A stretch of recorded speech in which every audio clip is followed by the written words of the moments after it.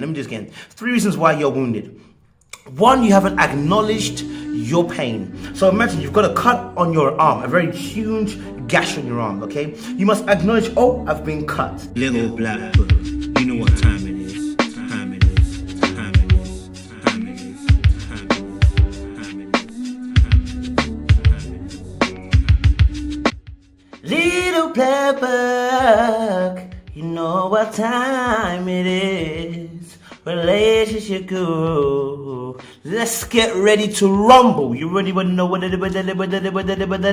time it is? Oh baby, I've got a new vlog for you guys. It's called Healing from Your Wounds. And you know what? In relationships, if you've not healed from your wounds, you're a very dangerous person. Here's why. Because those wounds are not healed.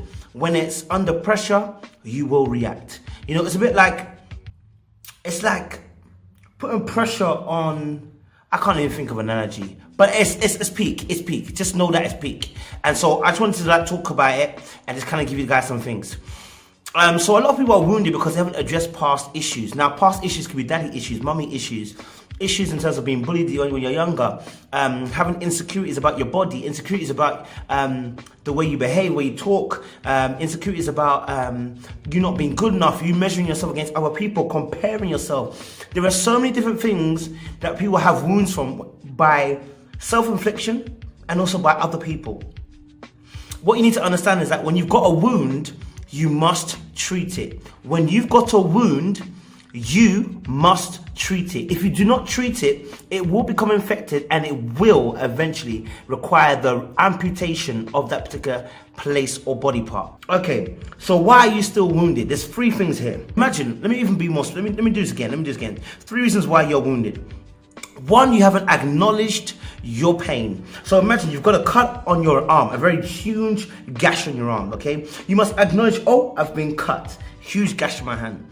Number 2 is to address it, okay? Now, if that's a huge gash, you take it to the hospital, okay? And when you take it to the hospital, then what you do is you say, listen, doctor, I've got a huge cut on my arm. I need to deal with it. Number 3, you then haven't closed the wound, which means you haven't taken stitches and stitched it and said, listen, this is my arm, I'm in pain, da da da da. And it's important that you do that because if you don't close that wound, it can't become a scar. And 2, it can't scab over. 3, whenever anybody presses upon that wound, you're gonna react. Why? Because it's still fresh. It's still fresh, it's undealt with. So in every situation, acknowledge, address, and then attack. Someone who is wounded will react out of character to a stimulus. So for instance, if you're wounded, look, and I'm gonna get deep and I'm gonna be serious. There are wounds like people that have been child abused. There are wounds where people have been bullied from young. There are wounds where people have daddy or mummy issues, dad's left or mum's left, or they've had a very poor relationship with their parents.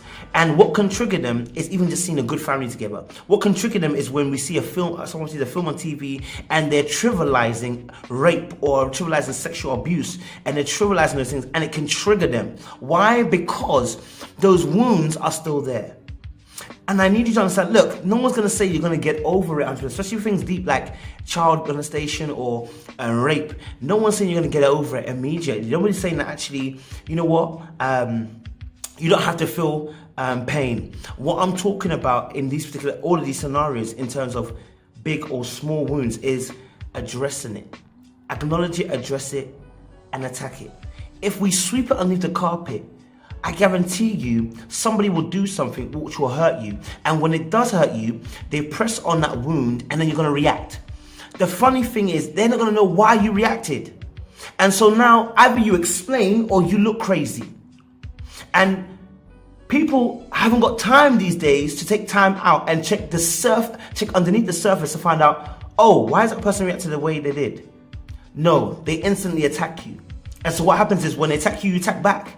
Just defend yourself. So wounds, one of the one of the ways to know where someone's wounded is that react out of character to a stimulus. 2, they, in certain circumstances, they will bring up a subject again and again. For instance, imagine, I remember a situation where back in the day when I was dating my ex-girlfriend, she said something about comparing me with somebody else. Now I felt of a lower standard to that other person. So I kept on bringing up in conversation, but remember when you said this? Remember when you said this? Remember when you said this? That tit for tat kind of behavior. I kind of said, remember when you did this? Remember when you said this? And the reason why I couldn't let it go is because, one, I never addressed it, I never acknowledged it, and I never attacked it. Do you know what I'm saying? So because I didn't take those 3 steps to deal with those pains, it was a wound. So it never healed. And so I wouldn't even wait for a stimulus. I would just bring it up when I'm pissed off. Do you know what I'm saying? So I'm just letting you know that a hurt person or a wounded person will keep bringing up the subject over and over again. The reason why they bring it up to you and you're wondering why they keep saying the thing, they are wounded. Address it, attack it, address it, acknowledge it, attack it. Number 3. Oftentimes when people are wounded, they can't explain at the first get-go why they are reacting the way they're reacting. They can't explain.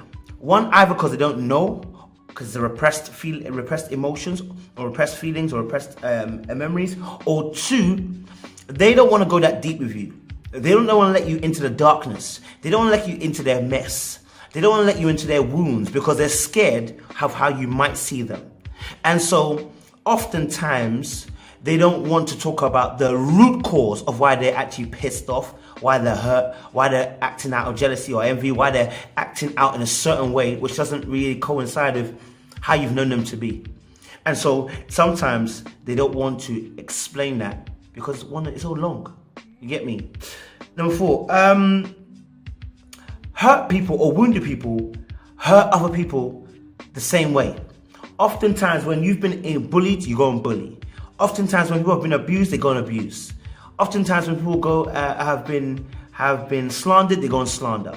Why? Because although you've made a decision not to behave like somebody else, you've not addressed that pain, and so what you end up doing subconsciously is hurting other people the exact same way you didn't like being hurt.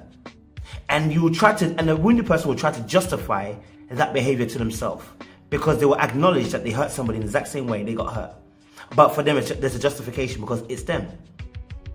Wounded people become very nonchalant about how they hurt people. 1, they become very nonchalant of their behaviors. For instance, people who sleep around, guys and girls. Oftentimes, guys are celebrated, so it looks normal. It's not. Girls are called hoes and demeaned when they sleep around, and we say, oh, they've either got daddy issues or etc, etc. But both sets of party are wounded. And what they fail to realize is, because of those wounds, they're reacting. You see, when you're injured, you react out of that injury. You know, you kind of react to it. Whether it's an ow or it's a, hey, look, I'm here kind of thing. People react out of wounds. And so sometimes people become nonchalant to the pain. What I mean by this is, you've cut your arm. Yeah, it's been cut for a little while, but you don't feel the pain anymore. You've told yourself, I don't want to feel the pain anymore. You've ignored the pain, and now it's become part of your process. You say, oh, pain is part of my happiness. Pain is a part of my life. Pain is a part of me. I deserve to have pain. Why? Because now you want to ignore the wound that you're feeling. So you say, so your behavior now, you become ignorant to your own behavior. You become naive to your own behavior. And you say, no, I haven't done anything wrong, even though you know you've done something wrong. Why? Because you become numb to your own behavior, numb to your own pain. Wounded people often have negative thoughts on certain subjects. Very deep, critical, negative thoughts on certain subjects. They can become very passionate on certain subjects. And you're like, why are you becoming so passionate on the subject? And you may not know why, but it's because they've been wounded. And they understand that the subject is not trivial. They get it. They've been in that place. They've been wounded. They've been hurt. So they get it. You know what I'm saying? So they can have very positive, they can have very powerful negative thoughts. And wounds also produce negative thoughts. So, you know, you could be hurt in the past and you can also say, well, niggas ain't shit. Sorry. You can be hurt in the past and you can say, men ain't nothing. All men are trash. All men are dogs. All men are this. All men are that. Because why? Your dad hurt you. You know, you say, you say, I don't trust no female. Why? Because your mom didn't give you the love that you needed. Did you get it? So people can then have deep negative thoughts based out of the fact they've been wounded. And the last point is this. little situations become huge. Because people are hurting and they refuse to address that pain, little situations blow up. They blow up. And the reason why they blow up is because the person has got a wound. And like I said, you don't address it, you don't fix up the wound. What happens? It becomes infected. When it becomes infected, it's now increased the levels of harm to your body. And very soon it's going to become black, and very soon you have to amputate. That's what happens. Little situation of a cut and a gash could be sorted out, but it's grown. It's been infested. It's been been infested. It's got bigger than it had to be. And so wounded people make little situations big. And it's because they feel wounded. It's because they feel hurt. It's because they feel betrayed. It's because they feel a certain type of way and they react out of that emotion. So once you can see these signs in wounded people, what you need to do is help them address, acknowledge, address, and attack that wound. When you can get them to do that, there's going to be a change. So listen, little black bug, there's going to be a part 2 of Wounded. Just watch out, you better watch out. Uzi, are you mad? You leave.